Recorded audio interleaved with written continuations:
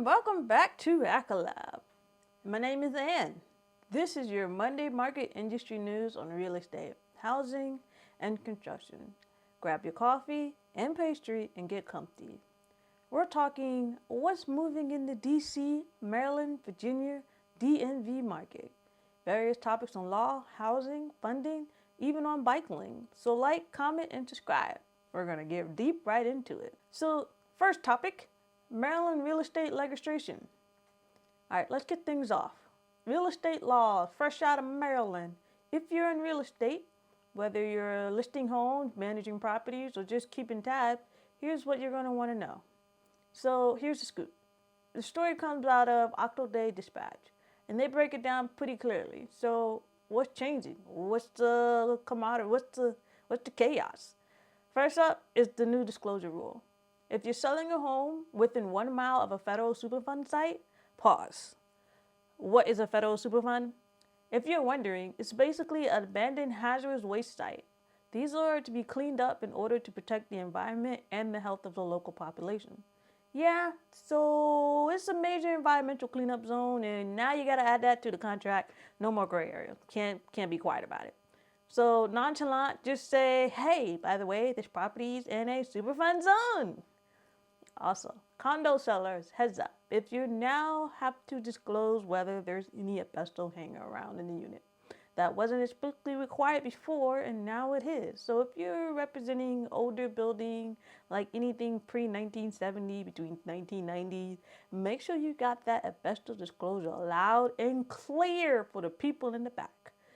And one interesting note, Maryland Real Estate Commissioning is getting more power to deny, suspend, or revoke licenses based on conduct outside of just basic fraud or misrepresentation. So if you're cutting corners or not following the updated rules, beware of the watchdogs. The state is watching, that's all. Now, market snapshot regarding Montgomery County high home prices. All right, so let's talk about numbers.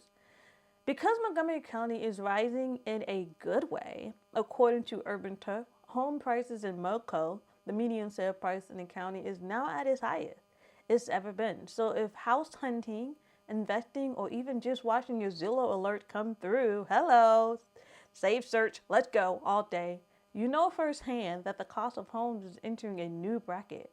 Montgomery County is still one of the most competitive spots in the whole region. High demand, low inventory, the epic battle between sellers and buyers rages on. Now here's the part that jumped out to me. Detached single-family homes are leading the demand. It's not just townhomes or condos that are appreciating in value. We're talking big lots, front backyard, side yard, hidden pathway to an adjacent backyard. The classic condos, those are charming 70s ranchers, all moving fast and often above asking. The takeaway? If you already own a home in Montgomery County, congratulations, your equity just got a nice little boost. And if you're trying to buy, don't give up. It's still a great investment. And if you're a builder or developer, this is your green light. New construction on the outskirts or infill developments in the walkable areas are going to be key. Location, and location. Especially if you can price it just under the luxury tier, because the demand is there. But keep in mind, budgets are stretched thin. Now, zooming out for a second here, this isn't just Montgomery County thing. Actually, you might be surprised, the Washington Post recently shared that the median price across the whole Maryland area has climbed to about $600,000. So we're seeing a regional push. MoCo just happened to be the forefront in this cycle. Bottom line, prices are up, supply is tight. And if you're in the business of wealth, buying, building, designing, investing, is time to play smart and get some skin in the game. Let's go. Let's build this inventory, shall we? We shall. Now the next topic regarding construction and infrastructure updates. Okay, so let's shift gears a little bit here.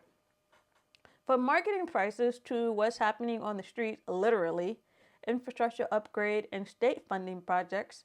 If you're in design, development, contracting, or even just curious about where public dollars are going, this is for you. So here's the headline that caught my eye. The Maryland Department of Housing and Community Development just announced $13.6 million in funding to expand broadband internet to low-income housing communities. That's from Benton.org. And it's going towards upgrades like internal wiring, modems, routers, basically bringing digital access to thousands of residents across the state. Woohoo! Cheers to that! Now, why should you care? If you're in construction or renovation, this is good news because there are low voltage jobs coming down the pipeline. Installation, retrofits, possibility even light structural or architectural upgrade in older multifamily units. And from a policy standpoint, it's a strong signal that affordable housing isn't just about rent anymore. It's also about digital equity. Cool, right? Now let's talk about roads. Maryland just dropped a second round of quick build transportation project. This is one from Roads and Bridges and the Baltimore Banner. This project includes features such as speed cushions, painted crosswalks, flex posts for bike lanes, and pedestrian refuge islands. And it's happening fast. So fast that Anne Arundel, Montgomery, Cecil, Washington, and Dorchester counties are getting new install this year. If you're not familiar with the term quick build, it basically means low cost, fast to install safety infrastructure that doesn't need to go through a full year-long capital plan. Let me help you real quick. Think pilot programs that if they work, they become permanent, right?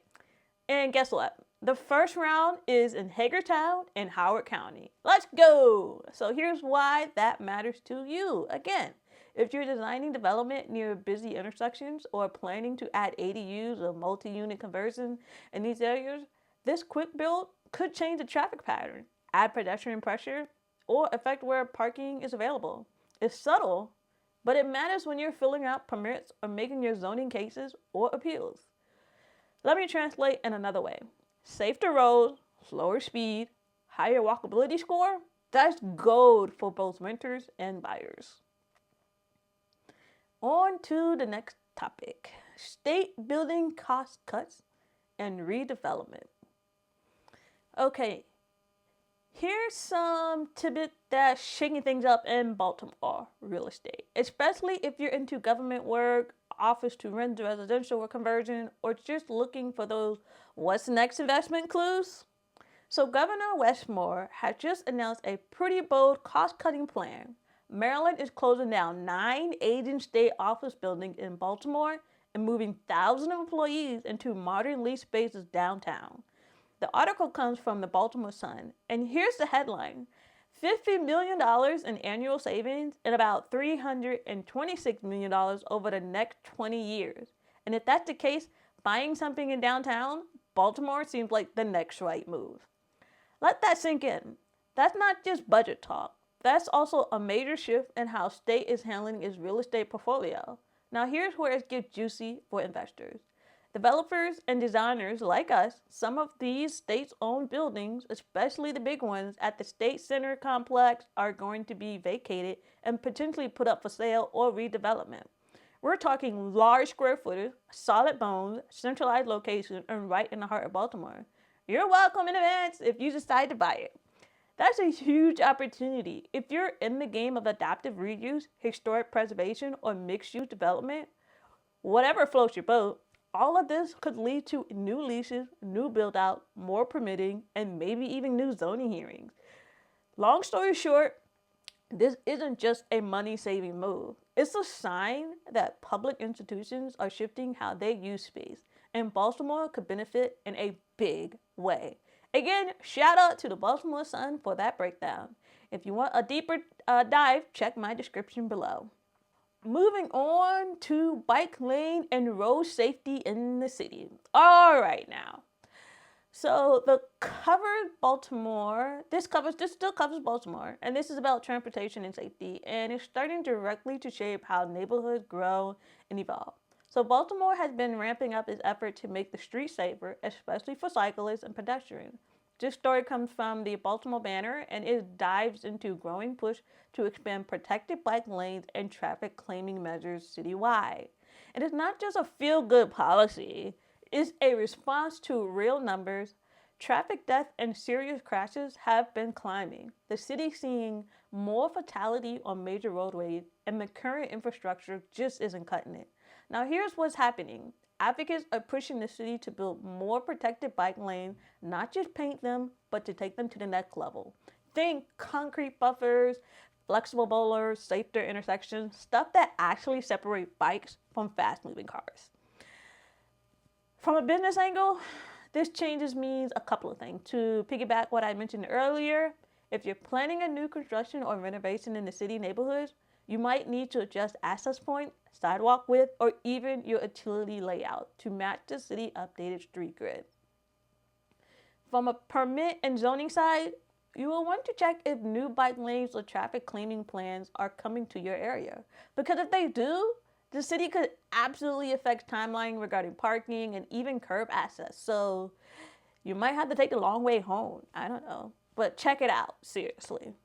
And check this out. This is bigger than just bikes. Safer roads attract residents, which leads to boosts in foot traffic for local businesses and often increases nearby property value. So it's a win-win. Again, this story comes from the Baltimore Banner. Definitely worth the read if you have time. And watch and see how street design reshaped Baltimore block by block. And on to construction law. Lawsuit in Connecticut. All right, so this is a wild one because it's in a whole nother state, but I believe it's worth mentioning. So let me break it down. So over in Connecticut, a contractor just filed a $17.6 million lawsuit against the architect after a school building caught on fire. This one was reported by Law 360, and here's the short version. The contractor said that the architect failed to properly design or spec the mechanical system, which allegedly led to the fire. Now, everyone is pointing fingers. Now listen, these kind of lawsuits aren't super rare, but what makes this one interesting is the scale. The fact that it's post-construction, we're talking completed project, handed over, everyone paid out, building is in use, and still something went terribly wrong. And here's what I want you to take away from if you're in the industry, whether you're drafting, coordinating, building, or reviewing contract.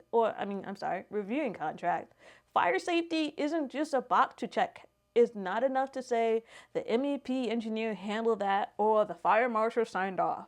If you're working on schools, hospitals, multifamily, anything that has a high occupancy, you have to make sure that the design, the spec, and materials in the install all match up. No shortcut. I'm not implying there were any shortcuts at all. I really have to follow this case to get to the bottom line out of it. So I'm most definitely going to do that. But all in all, document everything and keep your record. Because if something fails later, the lawyers will get involved and everyone's drawings and emails are all on the table. I know lawsuits like this sound scary, but they're also good reminders of how important clear roads, good documentation, and good communication and real collaboration are in our field. Again, if you want more, read the details. Search Law 360 for Connecticut School Fire Contractor Architect Lawsuit. They have all the deets. All right, funding and housing and connected challenges. Alrighty, so let's bring it home with the big picture that really ties all of this together and what we talked about today. So Maryland Matters just published a report that breaks down how housing, transportation, land use, and economic development are all tangled together. Like, you can't fix one without impacting the other. And that's especially true here in the DMV area. For example, we talked about building more affordable housing, right? But what if the zoning laws don't allow for higher density, or the bus lane don't run near the site, or even if there's no broadband infrastructure? Then that new housing isn't really serving the people. It's just a building. And don't get me started when a building becomes just a building. And when we talked about transportation projects, like those quick build safety upgrades or those new bike lanes, they're not just about traffic. They influence all of us to feel safe walking to school, who have access to jobs, or even how property values shift. Same goes for economic development initiatives. It shapes how neighborhoods grow and transforms. The Maryland Matters piece essentially states, if we want to address housing affordability and achieve more equitable development, we need to plan all of this together, not in silos. Not separate, but together. And honestly, I totally agree. I still got questions about logistics and all, but I totally stand with it. And if you're a designer, a contractor, or a lawyer, or just someone trying to figure out where the market is going, start thinking bigger. Come on, this scale demands bigger. Look at how all the pieces are connected, because your next project isn't just about what you're building. It's about how it fits into the ecosystem around it. Oh man, you've made it this far. I am so happy for you. That's your rundown for the week. New laws, high prices, infrastructure upgrade, legal battles, and where it is in DMV is headed next. As always, drop your thoughts in the comments below and like and subscribe so you don't miss your next week drop. And I'll catch you soon. Stay informed, most importantly, stay engaged, and have a great day.